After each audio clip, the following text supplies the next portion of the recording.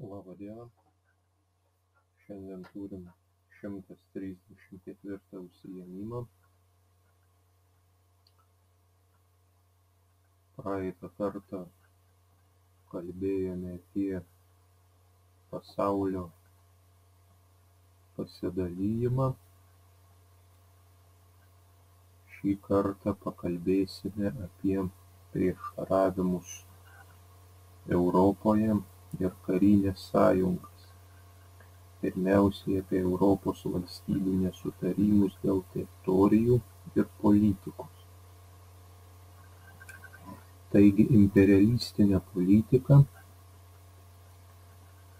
siekiant užgrobti vis naujas ir naujas teritorijas, sukėlė ne vieną susidūrimą tarp šalių, pretendavusių į tas pačias kolonijas. Augo įtampa tarptautinėje politikoje. Ypač tokios tendencijos pastebimos po Italijos ir Vokietijos suvienijimo.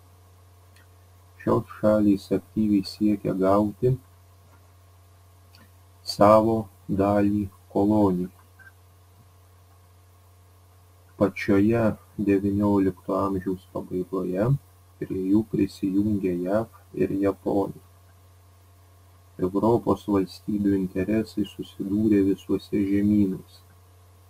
1898 metais tarp Anglijos ir Prancūzijos dėl Afrikos teritorijos dalies prie aukštutinio Nilo, kurią buvo užėmę prancūzai, kilo Fašodo krizė. Karas tarp šalių neprasidėjo tik todėl, kad Prancūzija atitraukė savo kariuomenę. Dar rimtesnis susidūrimas tarp Prancūzijos ir Vokietijos kilo Maroke, į kurį pretendavo abi šalys. 1905 metais pirmoji ir 1911 metais antroji Maroko krizės buvo išspręstos taikiai. Panašūs konfliktai tarp Europos šalių įsiplieskė ir kituose žemynuose.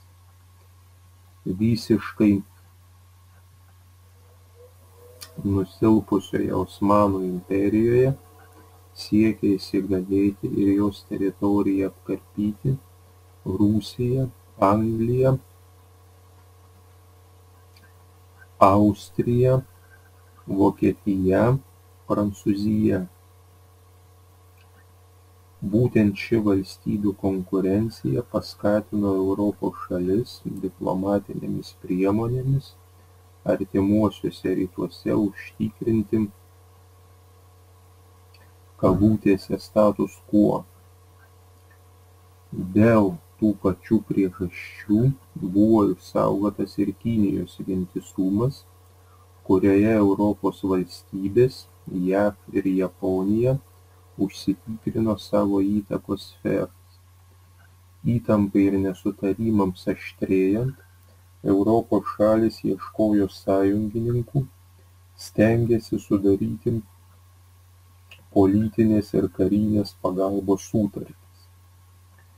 Apie trilypę sąjungos susikūrimą.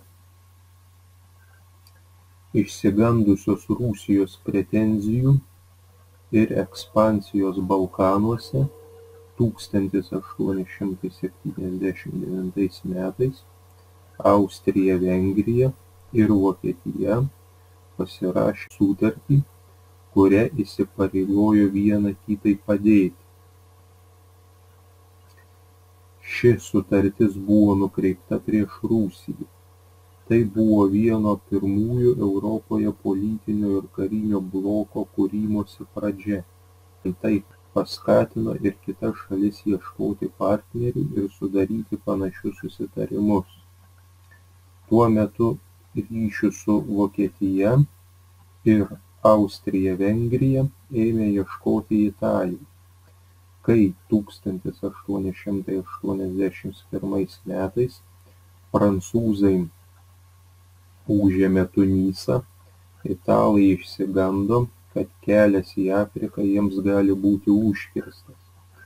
Po neilgų pasitarimų Italija 1882 metais prisijungė prie Austrijos-Vengrijos ir Vokietijos sutarties.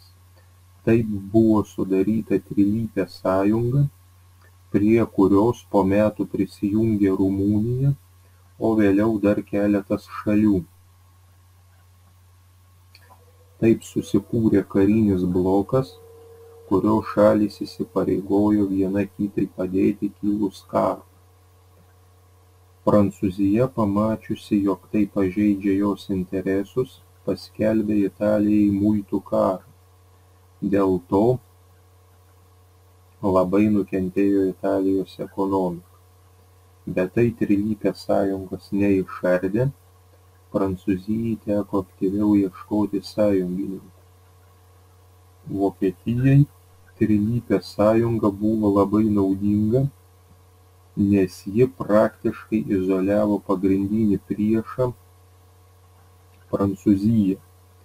Tačiau sąjunga pati nebuvo stipri, nes ją draskė vidaus prieštaravimai, ypač nesutarimai tarp Italijos ir Austrijos-Vengrijos dėl teritorijų Balkanuose. Šie prieštaravimai nulėmė Italijos atsiskyrimą nuo sąjungos prasidėjus Pirmajam pasauliniam karui. Klausimai ir užduotys. Pirma, trumpai papasakokite apie Europos valstybių nesutarimus dėl teritorijų ir politikos. Kaip suprantate žodžius imperializmas, kolonializmas? Kokie susidūrimai kyla tarp didžiųjų valstybių karo išvakarėse? Kodėl didžiosios valstybės siekia sudaryti karinės sąjungas? Pasakokite ir atsakykite remdamiesi pateiktą medžiagą ir žiniomis. Antra, trumpai papasakokite apie trilypės sąjungos susikūrimą. Kodėl trilypė sąjunga nebuvo stipri? Pasakokite ir atsakykite remdamiesi pateiktą medžiagą ir žiniomis.